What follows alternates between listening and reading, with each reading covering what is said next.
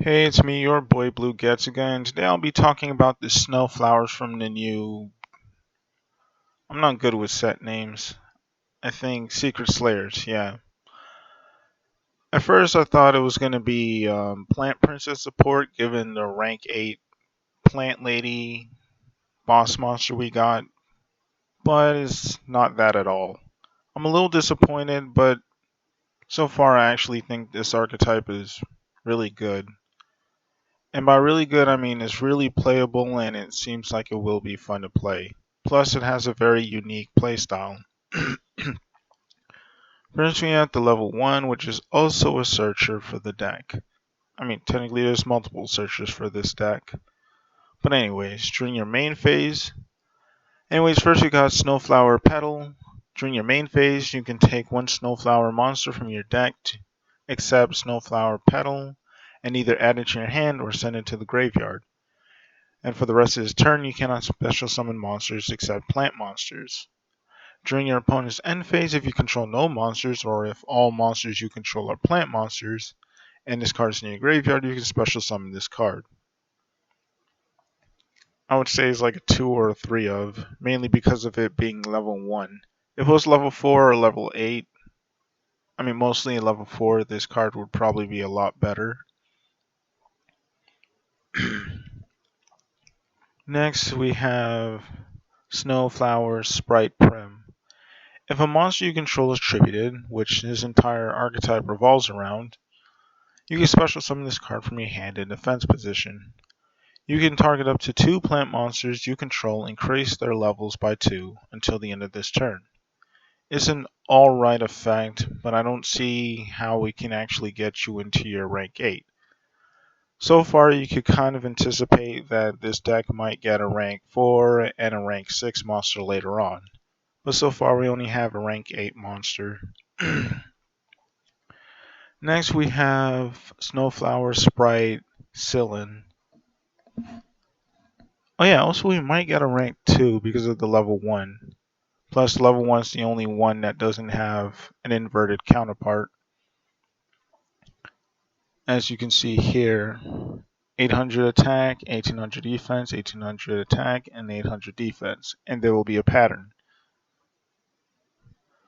You can tribute this card from your hand or field and then target up to 2 plant monsters you control, decrease their levels by 2. And the reason why I believe there will be more Xyz monsters is because this effect has to do with decreasing levels. And you wouldn't really want to do that if you want to get into your rank 8 boss monster. So obviously this deck might receive a rank 6 for and a 2. And I can't wait till then. During the end phase, if this card is in your graveyard because it was tributed and sent there this turn, you can special summon this card, but banish it when it leaves the field. You probably wouldn't have to worry about that if you use this card as Xyz material. Okay, next we have Snowflower Sprite Peony.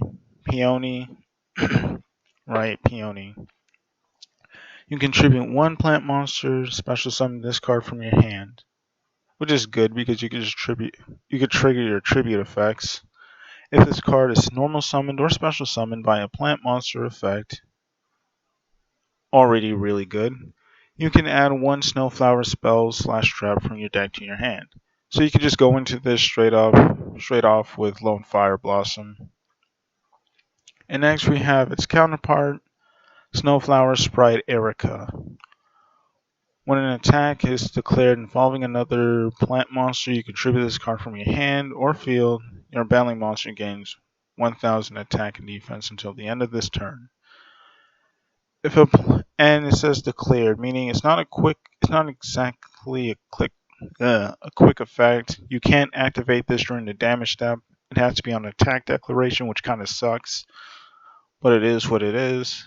If a plant monster you control is tributed while this card is in your graveyard, you can special summon this card from your graveyard in defense position, but banish it when it leaves the field. Snowflower Sprite Snowdrop. You can attribute one plant monster, special summon this card from your hand. Oh, never mind. You can attribute one plant monster, special summon this card, and one other plant monster from your hand. That's really good because now you can just spam the field with your Snowflowers. And you cannot special summon monsters for the rest of the turn except plant monsters. Okay. You can target one plant monster you control. The levels of all plant monsters you control become that target's level. And this is arguably the best playmaker of the deck. You summon this, you can even summon at level 1, get the search off of the level 1, turn the level 1 into a level 8 using this effect, and go into your boss monster. So this card is an automatic 3 of in my opinion, because it special summons itself and it swarms to the field, and it's like a 1 card access to your boss monster. So I like it a lot. Next we have Snowflower Sprite Helleboros. That's a really nice name. When your opponent activates a monster effect that will target a monster you control, kinda sucks. If you control a Snowflower monster quick effect, you can tribute this card from your hand or field, negate that effect. It doesn't destroy or anything, it just negates. And that's only if a monster you control is targeted, so that kinda sucks a little bit. If this card is in your graveyard, you can tribute one plant monster, special summon this card from this card in defense position, but banish it if it leaves the field. You can trigger your tribute effects off of this. That's fine. The boss monster, which I haven't gone over,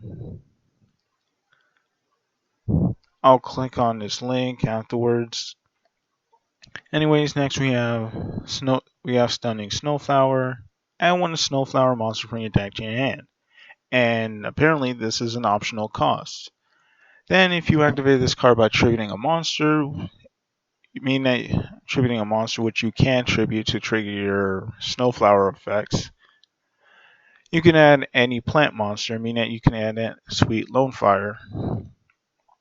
And I'm so glad they put all the restrictions on this deck, because we don't need Lonefire doing anything broken because of this archetype. So I like that.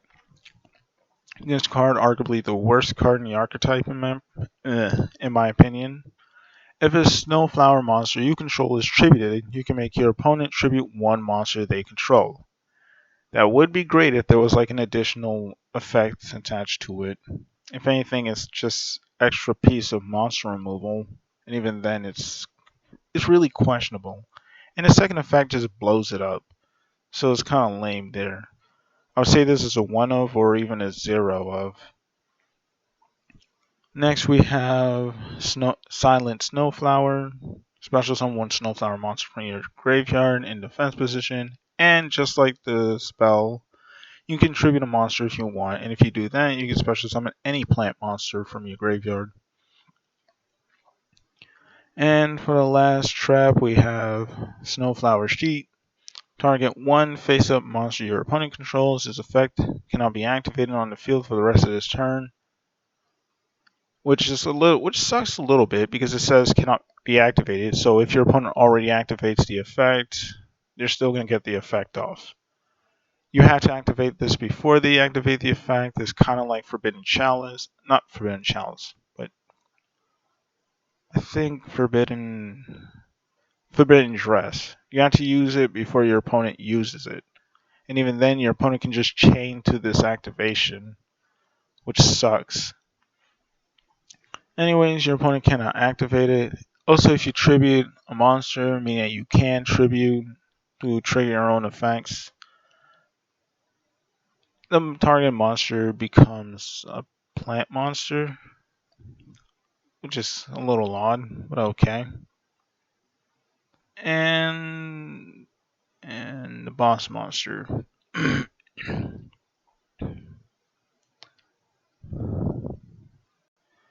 And now we have the boss monster of this deck. And I did not know it was a Snowflower card because it doesn't specify Snowflower, so that's also another reason why I thought it was just going to be another Plant Princess, because Plant Princess don't really have an official archetype name. And that's why I'm a little bit disappointed, because I was looking for my sweet Plant Princess support, but we didn't get that. We got this archetype. It isn't too bad, but I'm a little disappointed. Anyways, it's a generic rank 8. You can detach one material from this card, then target one monster on the field, tribute it. You can trigger your own effects, or you can just tribute your opponent's monsters, and it's really good against monsters that cannot be destroyed by card effects. And it's a quick effect if you have a plant monster, really cool. dpygo complained about this, but I'm glad that this is on. We don't need any more annoying disruption, to be completely honest. And and for a second effect, each time a monster is tributed, this card gains 200 attack for each monster tributed until the end of this turn. Meaning you can actually get this monster up to a very high attack if you keep tributing, and you tend to do that a lot in this deck. As far as to how well you'd be able to do and how many tributes you can get in a single turn and boost this card's stats up, that'll be a little tricky. Overall, I think this is a good boss monster, and I think this is a decent deck. When I say decent, I mean like tier 3-ish, possibly tier 2.5. Because I mean, that depends on how well this deck works with the plant engine. So cards like Spore might be really good, as well as Lone Fire, obviously, or Solar Nutrients, because Solar Nutrients you have to tribute, I think. Anyways, that's all I gotta say about this deck. Like, comment, subscribe. If you want more duel videos or just Yu-Gi-Oh discussions in general. Anyways, my ban list is coming out fairly soon. It's not ready yet. I'd probably have it out by Wednesday or even Thursday. Hell, I might actually have it out today. And when I say today, because it's Tuesday and my clock is 3 hours. Yeah, my clock is 3 hours slow. I didn't change it because I got used to it. Anyways, today is Tuesday. It might come out today, or it might come out Wednesday. Anyways, look forward to that, and bye.